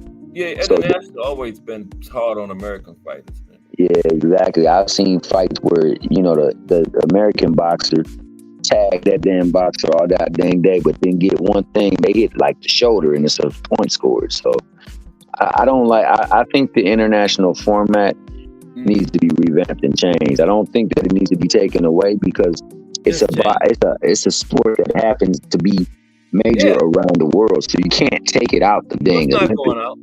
No. That rumor is wrong. Yeah. But they need to change the way it is governed and the way it is scored and officiated and judged. Because there are judges that sometimes, there are officials that sometimes the referees they do stuff to interfere in the fight. I know. And then I think what they should do is put, I would say, you know how the internationals fight with that shirt on? Yeah. I think they need to make the shirt of the material where you could see the shot registering as a score. Okay. I think that they should make it to the point where, like, if it's a score, it's a green. If it's not a score, it's a red. Yeah. And or it doesn't produce any kind of light effect. But scores need to be light effect. And it needs to be something that the teleprompters and the monitors can pick up so that they can actually do a better job of cataloging scoring points. I know one thing that professional level could take from the amateur. You know how they wear that white belt around the waist? Yeah. That's indicate what's low and what's legal. Yeah. And it's all in the right same area. So the professionals could pick that up. Yeah, So the referee wouldn't have to say in the beginning, this is too high, this is low. Anything below that white strap is low. Yeah, and then they gotta enforce it too, because I hear some say that this is too low, and I see people go well south of that mark, and they still don't call it low. Because I swear, in the fight between Scooter and what's his name, the Mexican dude that got a brother that fights as well too. What's his name? No. He's now. It was Cool Boy Steph versus Okay. Cool Boy Steph was versus I forget his name. Yeah. But he's good. His brother is okay, but he's good. Okay. And that man hit Cool Boy Steph about 20 times below Steph. They didn't take not 1 point from this dude. Damn. So I think that they could do a lot with that. So that line probably would be helpful. But everybody would You're kind of fading out a little bit to you. Got a little static in it. I do? Here, hold on. Let me come back. I'll come back. Yeah. Okay. Yeah, I was thinking about the Floyd one. That's a classic example of how they do Americans in Olympics. The referee, when they was announcing the winner, the referee had Floyd's arm on the way up. Who would know better who won than the referee? But the judges gave it to the other guy. He had to put Floyd's arm back down.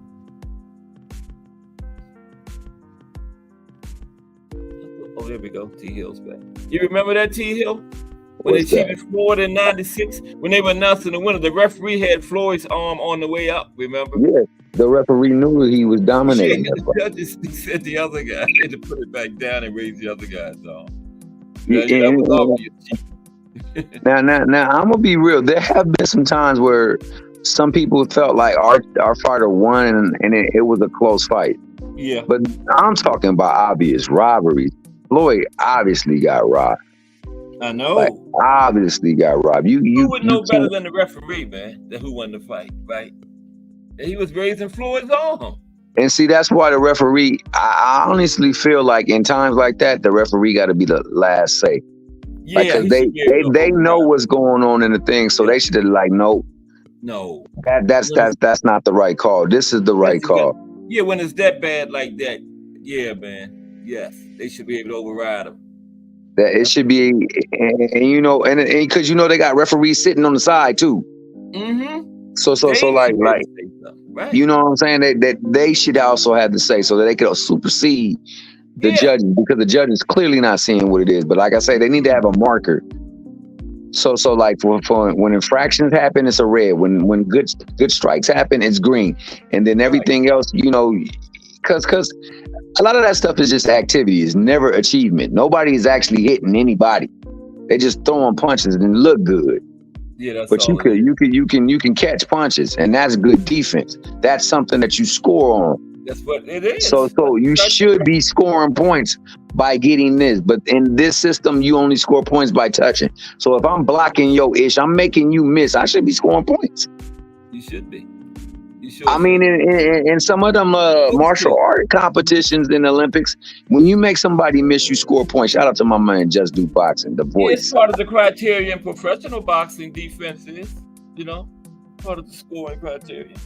Yeah, like my man James Brody just said, yo, look what they did to Roy Jones. Clear robbery. Oh, James, I didn't know he was in here. Yeah, Roy got Roy. What's up, James? Yeah, because remember when they were on the stand, the guy that got the gold medal pulled Roy up onto the top with him because he know Roy beat him.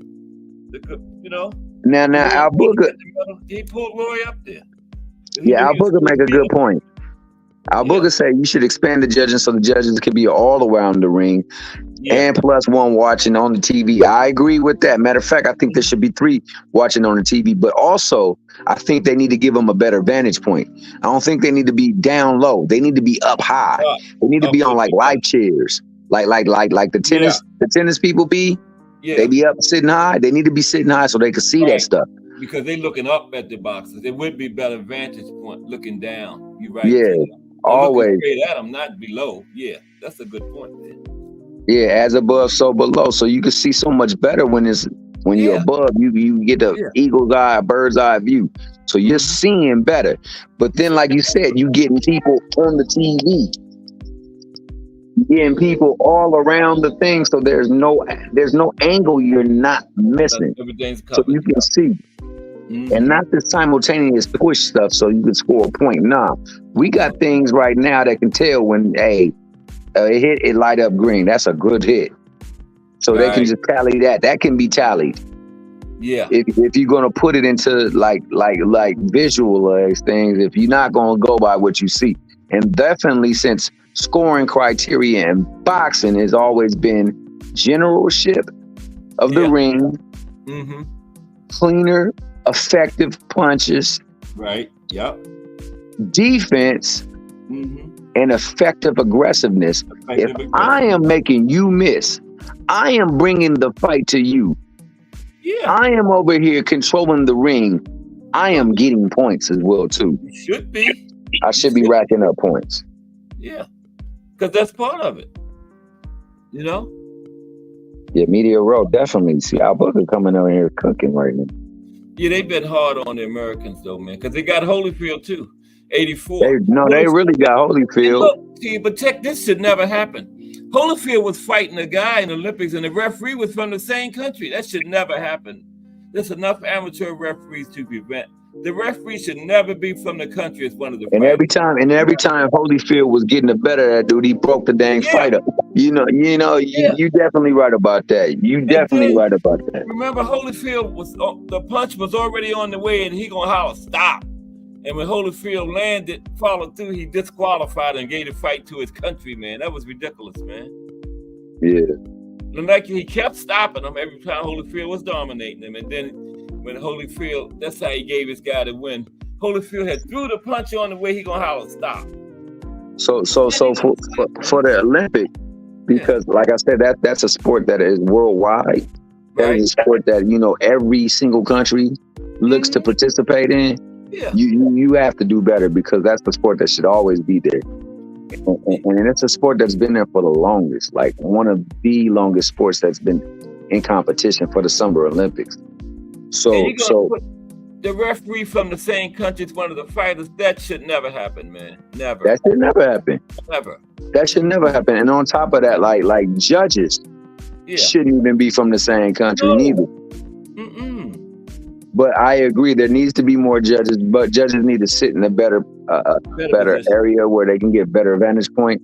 And I believe that referees also need to be there in backup just in case you get some stuff like what happens usually in boxing happens so that the referee can override it. Because like nobody knows the action better than the people in the ring. Seems like every week is something now, man. Like It Harvey is. Doc, Mr. Knockdown this week. Every week something. Harvey Doc needs to be investigated.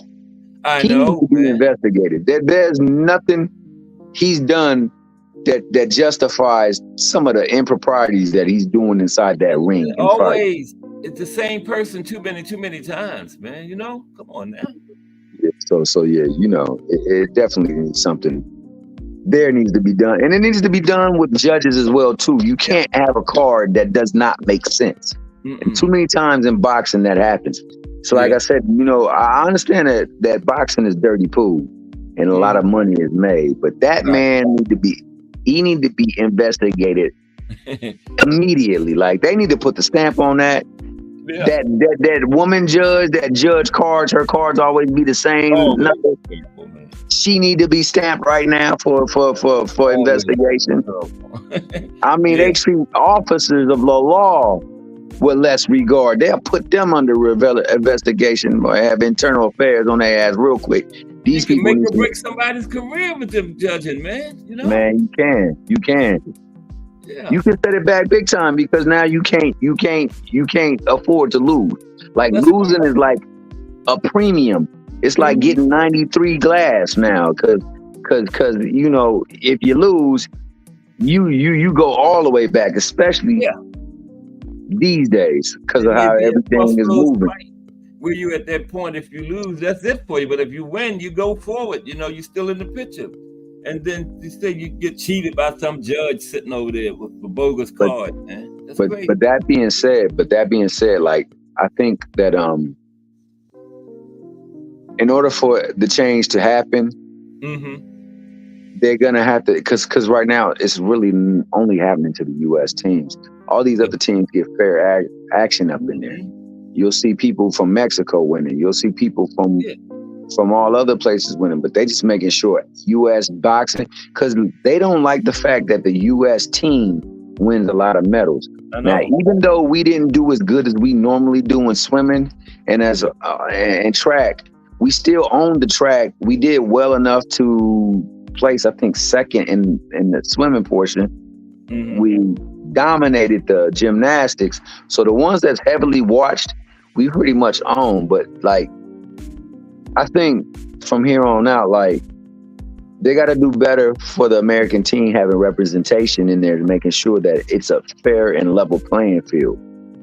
I know it's terrible because especially in boxing, where when you look at most of the title holders in the sport right now, they American for the most part. For the most part, there's some people to do it. So these people can't be like horrible amateur boxers, but expert professional boxers.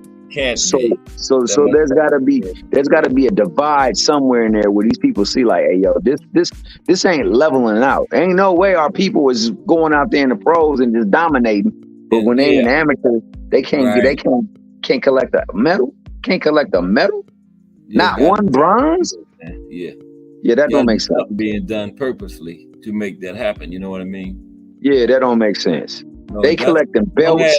It don't add up. Yeah, it don't add up. They collecting belts in the pros. They making the most money in the pros, but yet and still they can't get no bronze medal. Come on now. And he come in third place. That's crazy. That is crazy. They ain't even getting in the matchups. Nope. So like that and last Olympics, we had people who like I felt like Tiger actually won his match that they got him up out of there.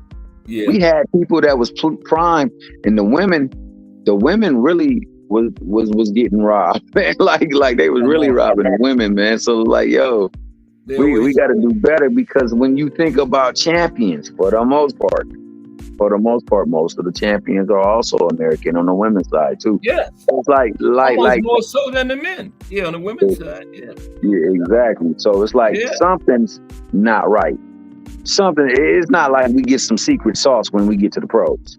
Like I said, it's not adding up. It's definitely not that.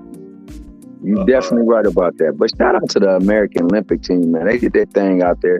For the most part, they held Hell, Yeah. sir, we had the Didn't they most get the most medals. goals overall? They tied for the most goals with China, and China is suspect. Okay. China was like leading the entire time, but we caught up. Yeah, and China also be having people that test positive for like performance enhancement stuff. So like we got the most overall, didn't we? By a long shot. Yeah. We had 40, 40, and 44. So like it was 40 golds, 44 silver, and I think 48 bronze. Yeah. Nobody was close to that.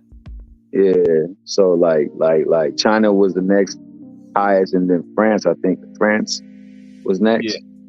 Then Australia. In LA, in the United States. Yeah, they man. beat us when it's in the United States, man. You know? Yeah, man. So we need to get it right. When it comes to us, we better have our people represented. Yeah, because that one when they cheated Holyfield, that was in LA, 84. No, so they cheated us in our own country, man. I know it was. But that 84, huh? That was 84. And Floyd was in Atlanta, 96. Floyd was in Atlanta, yeah. States, they still cheat us. It's crazy, ain't it? Yeah, man. So you know how it go. Well, yeah. As always, shout out to my man, Just Do Boxing. He about to start up his stream. Yep, we can make it he's over the voice. We got to make it over there. The lovely Miss Melanin Queen 27, aka Shar. Well, at least she always doing her thing. The lovely Miss Cass, the better half. My man Al. How you feeling now? Oh, I feel good. I feel good, man. I wasn't feeling good when I went in, man. I felt like the dang. Yeah, I'm home, man. The stomach just was just acting funny, boy, and then I started swelling up something fierce. So like whatever was attacking me on multiple levels. Okay. So just take your meds and follow the instructions, and you're gonna be good. I gotta do that. I gotta do that. I gotta get the right nutrition, man. But always a pleasure. I tried to hook up with you, Cass, Yeah, the other day, remember we kept going back and forth. You was busy, I was busy, right back. Yeah, but see, I had so many calls coming in because I was also getting calls from the doctors and from like clinics and stuff like that to do follow-ups and things like that. So I was, man, it was tough. It was the worst. Then I got home and fell asleep. I looked on there at it was like 1 a.m. I saw you had called back again. I said, damn. But you home, that's good, man. Yeah, we good now. So just gotta take it one day at a time. Okay. I appreciate you. Ken. Oh, you know it's all love, baby. You all love. Okay, have a good one here. Too. All right. That's it. That's Thomas Hill. Appreciate him 1,000%. It is time for Just Do Boxing. I will be back tomorrow with the life and career of Teofilo Stevens. Because if it's Monday through Friday at 2 p.m., it's the Boxtorian, bringing you all that boxing history. James Brody, salute James. I didn't even see you come in, but salute. Appreciate you 1,000%. Probably giving you a tool soon because you have been a big time supporter of Cass Sports and you've done it continuously. Okay, salute James. Just Do Boxing. Melanin Queen 27, Al Booger, Lonnie Lee #JBT, Thomas Hill #JBT, Mike Rim, Mike Mazik, Trump, Miss Cass #JBT. And appreciate Thomas Hill, always coming up on the panel, helping me out here. And Just Do Boxing probably already in progress. This is Cass Sports. Everybody have a great day.